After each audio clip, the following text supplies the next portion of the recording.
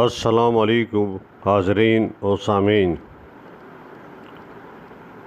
پاکستانی شہری شہریار سلطان کے والد کا کہنا ہے کہ انسانی اسمگلروں نے ان کے بیٹے کو جھانسے سے اس کشتی میں بٹھایا جو یونان کے قریب الٹ گئی۔ اسمگلروں نے میرے بیٹے کا برین واش کیا۔ یونان کشتی حادثے میں لاپتہ ہونے والے پاکستانی شہریار سلطان کے والد شاہد محمود نے بی بی سی سے بات کرتے ہوئے کہا کہ ایجنٹ نے اس کا برین واش کیا ہوا تھا کہ ہم اس طرح 2 دن میں پہنچ جاتے ہیں۔ مندرہ سے تعلق رکھنے والے شاہد محمود کہتے ہیں کہ بس یہ ناسمجھ تھا، اس نے یہ کام کر دیا۔ اس نے جاتے ہوئے پیغام ایسے بھیجا تھا کہ میں جا رہا ہوں، 500 کی کشتی ہے اور 5-6 دن لگیں گے۔ انہوں نے حکومت پاکستان سے مطالبہ کیا کہ ایسے ایجنٹس کے خلاف کریک ڈاؤن ہونا چاہیے۔ پاکستان کے وزیر اعظم شہباز شریف نے یونان میں تارکین وطن کی کشتی الٹنے کے واقعے کی تحقیقات کی ہدایت جاری کرتے ہوئے انسانی اسمگلنگ میں ملوث افراد کے خلاف گھیرا تنگ کرنے کا وعدہ کیا ہے۔ وزیر اعظم کے دفتر سے جاری اعلامیے میں کہا گیا ہے کہ انسانی اسمگلنگ جیسے گھناؤنے جرم میں ملوث ایجنسی کے خلاف فوری کریک ڈاؤن اور انہیں قرار واقعی سزا دی جائے۔ گزشتہ بدھ یعنی 14 جون کو جنوبی یونان کے ساحل پر ماہی گیروں کے لیے استعمال ہونے والی کشتی ڈوبنے کے واقعے میں کم از کم 78 افراد کی ہلاکت کی تصدیق ہو چکی ہے، جبکہ سینکڑوں افراد لاپتہ ہیں۔ اس واقعے کے بعد ہونے والے ریسکیو آپریشن میں 104 افراد کو بچا لیا گیا تھا، مگر بعض اندازوں کے مطابق اس کشتی میں 750 سے زیادہ افراد سوار تھے، جن میں 100 کے لگ بھگ بچے ہو سکتے ہیں۔ گزشتہ روز پاکستان کی وزارت خارجہ نے اپنے بیان میں تصدیق کی تھی کہ حادثے میں 78 بچنے والوں میں 12 پاکستانی شہری بھی شامل ہیں، جن کا تعلق گوجرانوالہ، گجرات، شیخوپورہ، منڈی بہاؤالدین، سیالکوٹ، گجرات اور ضلع کوٹلی سے ہے۔ دفتر خارجہ کے مطابق اس بات کی تصدیق نہیں ہو سکی کہ لاپتہ افراد میں سے کتنے پاکستانی ہیں، تاہم اخبار گارجین کے مطابق بعض اندازوں کے مطابق کشتی پر سوار پاکستانیوں کی تعداد قریباً 400 تک ہو سکتی ہے۔ گارڈین نے اپنی رپورٹ میں بتایا ہے کہ بچنے والے تارکین وطن نے کوسٹ گارڈز کو دیے بیان میں کہا ہے کہ پاکستانیوں کی کشتی کو نچلے کے حصے میں سوار کروایا جا رہا ہے، جبکہ دوسری شہریت کے لوگ اوپر والے حصے میں سوار تھے، لہذا کسی حادثے کی صورت میں پاکستانیوں کے بچنے کے امکان کم تھے۔ صحافی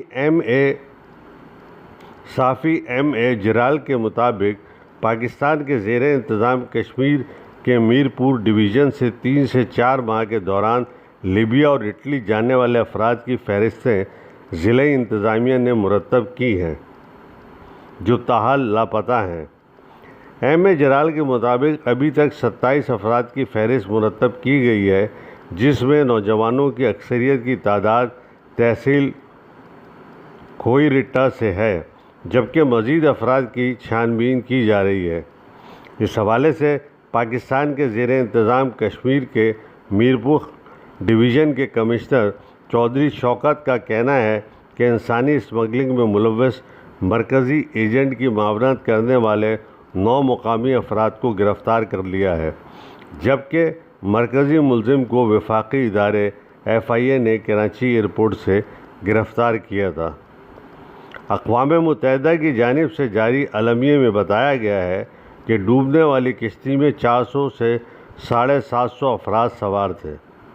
دوسری جانب وزیر اعظم کے دفتر کی جانب سے جاری اعلامیے میں کہا گیا ہے کہ قانون نافذ کرنے والے اداروں کو ایسے تمام انسانی اسمگلروں کی نشاندہی کرنے کی ہدایت کی ہے جو لوگوں کو جھانسا دے کر خطرناک اقدامات پر مجبور کرتے ہیں۔ صحافی محمد زبیر خان کے مطابق پاکستان کے زیر انتظام کشمیر میں یونان کشتی حادثے کا پولیس کی مدعیت میں مقدمہ درج کر لیا گیا ہے۔ مقدمے میں 26 افراد کو نامزد کیا گیا ہے جبکہ دیگر نامعلوم ملزمان شامل ہیں۔ مقدمہ ضلع کوٹلی پولیس نے پولیس انسپکٹر کی مدعیت میں درج کیا ہے۔ درج مقدمے کے مدعی کھوئی رٹا تھانے کے SHO سہیل یوسف ہیں۔ انہوں نے پولیس کو یہ بتایا کہ انہیں معتبر ذرائع سے اطلاع ملی ہے کہ مقدمے میں نامزد ملزمان، جس میں مقامی افراد کم از کم 10 ہیں، انہوں نے انسانی اسمگلنگ کا گروپ منظم کر رکھا ہے جو مقامی سطح پر اپنے آپ کو ایجنٹ ظاہر کر کے عوام کو ورگلا کر اور بہلا پھسلا کر قانونی طریقے سے یورپ لے جانے کا جھانسا دے کر بھاری رقم بٹورتے ہیں۔ بعد ازاں ان افراد کو بحر روم کے سمندر کے راستے غیر محفوظ اور غیر قانونی طور پر ڈنکی لگا کر بھیجتے ہیں اور انسانی جانوں کو خطرے میں ڈالتے ہیں۔ درج مقدمے میں کہا گیا ہے کہ کچھ عرصے قبل ان لوگوں نے تحصیل کھوئی رٹا کے متعدد افراد کو بھی جھانسا دے کر یورپ لے جانے کے بہانے خطی رقم بٹوری تھی اور 14 جون کو ان افراد کو یونان کی سمندری حدود میں ایک کشتی میں سوار کروایا۔ درج مقدمے میں کہا گیا ہے کہ کشتی میں 300 سے 350 افراد کے بیٹھنے کی گنجائش موجود تھی، مگر اس میں 800 افراد کو سوار کرایا گیا۔ مقدمے میں کہا گیا ہے کہ ملزمان ہمارے تھانے کی حدود میں لوگوں کے ساتھ فراڈ کا سبب بننے کے علاوہ کئی اموات کا سبب بھی بنے۔ خیال رہے کہ یونان کی کوسٹ گارڈ فورس پر کشتی الٹنے سے قبل مدد فراہم نہ کرنے اور اس کو ڈوبنے میں ملوث ہونے کے حوالے سے الزام عائد کیے جا رہے ہیں اور اس واقعے کے تناظر میں یہی موضوع بحث ہے۔ یونان کے نگراں وزیر اعظم ایونس سارمس کا کہنا تھا کہ اصل حقائق اور تکنیکی امور کی جامع تحقیقات کی جائیں گی تاکہ اس بات کا تعین کیا جا سکے کہ کشتی کیوں ڈوبی۔ یونان کی وزارت مائیگریشن کی جانب سے جاری اعلامیے میں کہا گیا ہے کہ کوسٹ گارڈز کی کشتی حادثے کا شکار ہونے والی کشتی سے ایک مناسب فاصلے پر موجود تھی۔ تاہم وزارت مائیگریشن کے ایک اہلکار مینیوس لوگوٹھیٹس نے چینل 4 سے بات کرتے ہوئے کہا ہے کہ یونان کے کوسٹ گارڈ کی جانب سے حادثے کا شکار ہونے والی کشتی کے ساتھ حادثے سے 2 گھنٹے قبل رسی باندھنے کی کوشش کی تاکہ ان سے مذاکرات کیے جا سکیں۔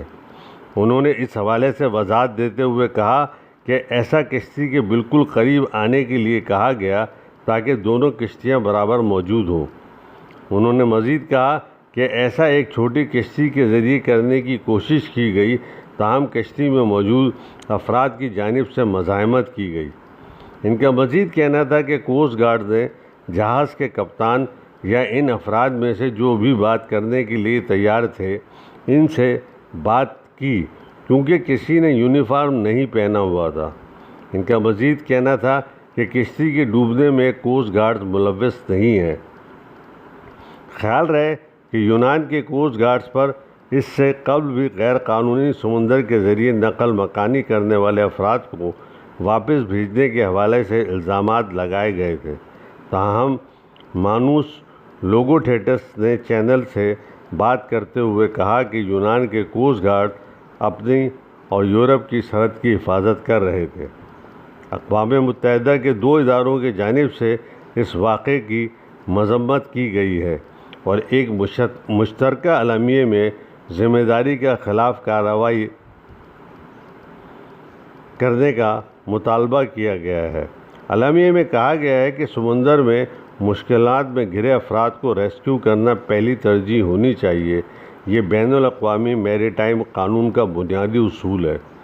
گزشتہ برس اقوام متحدہ کے ہائی کمشنر برائے پناہ گزین کی جانب سے جاری رپورٹ میں کہا گیا تھا کہ انہوں نے 540 ایسے واقعات ریکارڈ کیے ہیں جن میں یونان کی جانب سے کشتیوں کو واپس بھیجا گیا تھا۔ تاحال اس حوالے سے تفصیلات سامنے آنا باقی ہیں۔ کہ یونان کشتی حادثے کی وجوہات کیا ہیں اور کیا اس میں یونانی حکام ملوث ہیں یا نہیں۔